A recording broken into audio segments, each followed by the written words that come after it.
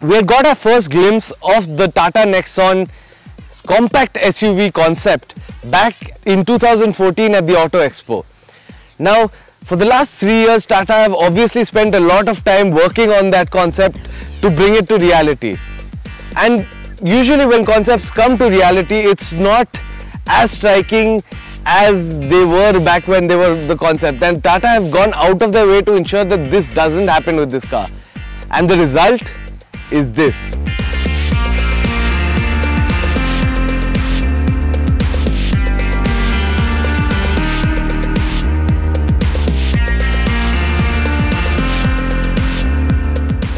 The thing is, whether you like the way the Nexon looks or don't is quite irrelevant. You can't take your eyes off it. The Nexon grabs your attention. And that's because of the way it's been designed. They've designed it on a design philosophy that they are calling impact. So you know that's what they went for. Impact, initial impact, and the way it looks. So the front on the Nexon continues with Tata's impact design philosophy, and tying it all together is this little metal strip running along the bonnet, which Tata is calling the humanity line. And the idea is to bring attention straight front and center of this car. Now, and that's exactly what it does. The design philosophy continues in these muscular lines, as you can see along the bonnet. And in terms of kit, the front gets LED projector headlamps, DRLs and fog lamps. And there's a nice mix of black fiber and shiny plastic to give you that SUV appeal and a premium car look.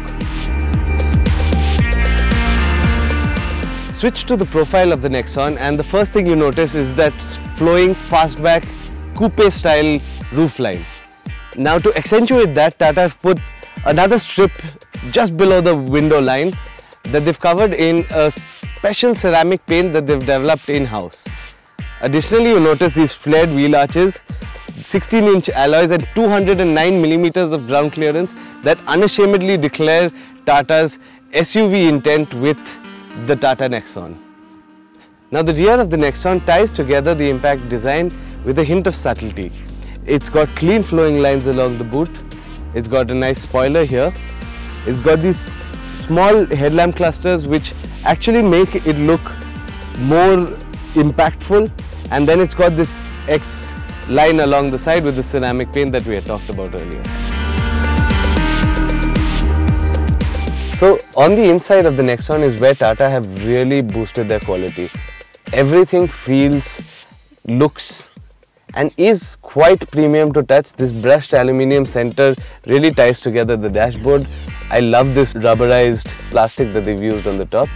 You also have a 6.5-inch touchscreen mounted at the center at eye level so that you don't take your eyes off the road for too long. The center console is black plastic matched with for black aluminium. You have a tambour style door that is akin to many European luxury cars. You have armrest storage as well as an armrest. The gear lever is also very convenient to use and conveniently placed. The drive mode toggle is also very easy to use for the driver. It's within arm's reach. Again, it doesn't require you to take your attention off the road for very long. Finally, the steering wheel could have used with a little more quality, but it's more than sufficient. I do like the way it looks. I like this foil aluminium that they've used with the rubberized plastic again.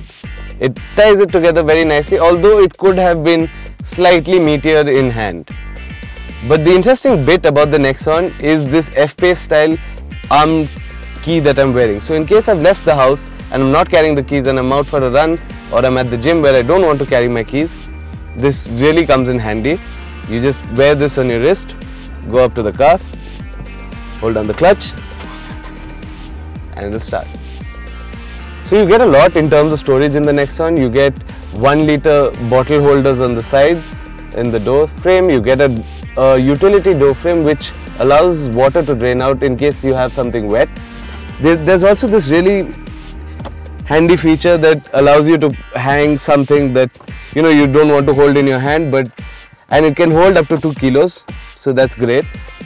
The glove box is cooled and lit, and you can use it to hold beverages in these slots.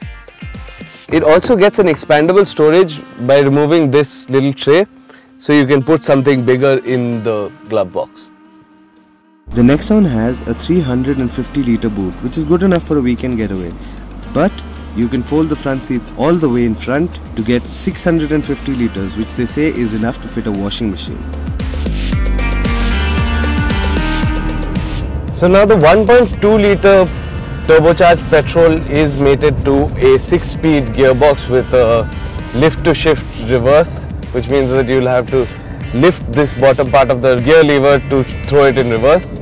It has 6 gears and they've played the gears out nicely. The first 2 gears are nice and tall for you to use in the city. The next 2 gears are slightly shorter, and 5th and 6th have similar characteristics, although I think the 6th would be your overdrive gear. So the 1.2 turbocharged petrol does have a little bit of turbo lag to be reported, although it's very unlikely that you will actually experience it in everyday driving. But between 1000 and 1500 RPM you are likely to find the engine a little sluggish. But once you hit the 1500 mark and the turbo does spool up, the engine is very peppy and very responsive, especially in sport mode.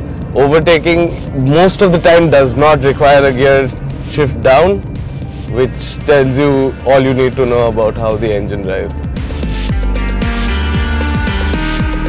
So now we've switched to the diesel Nexon, and from the moment we put it in first gear and rolled to a start, we realized it was a whole lot better. Now the diesel Nexon gets an all new 1.5 litre 4-pot turbocharged diesel that makes the same 110 bhp that you would get on the petrol motor, but it makes 260 Nm of torque, which is 70 more than what you would get on the petrol. Now that's a pretty significant number and you feel it. The thing is that because the diesel engine is obviously heavier than the petrol, it even slightly stiffens up the suspension and improves the way the car handles on tight roads.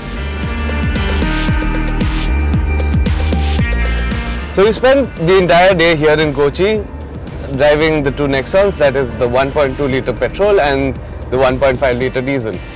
Now the question is, have Tata built a car that they can attack a segment as crowded as the compact SUV segment with as many good cars and actually take it on and hope to be a serious contender, if not the champion?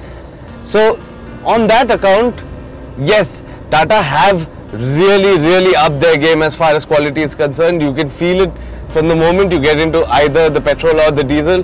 The build quality is much better than what they've been doing over the past few years. It feels premium, it feels nice to drive. Both of them are in fact nice to drive. The only grouse that I do have is the final fitting and finish could have been slightly better. And now that I've driven the diesel engine, I feel like the petrol could have been laid out better. But all in all, is it a challenger for the likes of the EcoSport and the Brezza?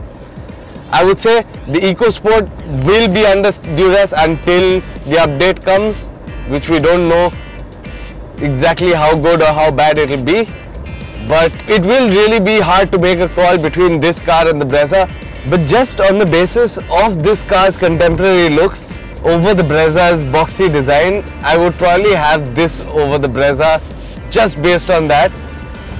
But again, Tata really need to work on their long-term quality and of course their after-sale service, which they have been doing over the last few years.